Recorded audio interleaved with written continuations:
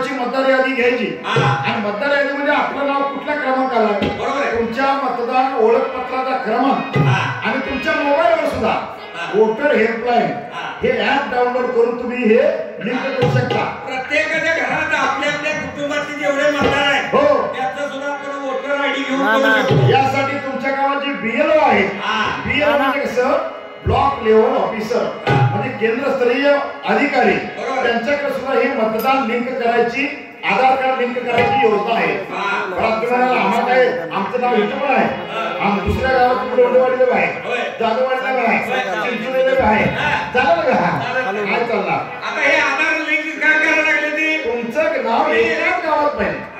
मतदार यादी अद्ययावत करण्यासाठी आपल्या देशामध्ये नेमके मतदार किती आहेत आपल्या गावात नेमके मतदार किती आहेत डबल मतदार होऊ नये.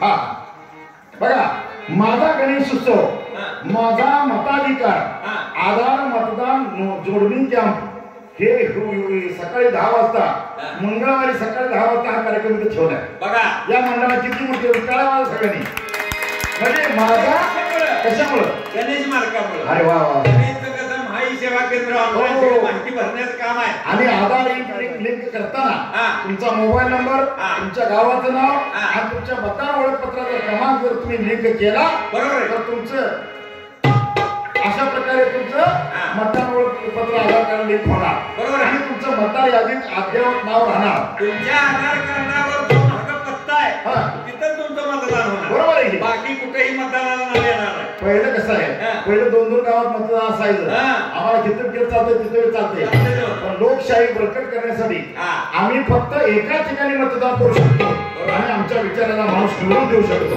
यासाठी मतदान ओळखपत्राला आधार कार्ड लिंक करणं हे आपलं प्रत्येकाचं कर्तव्य आहे.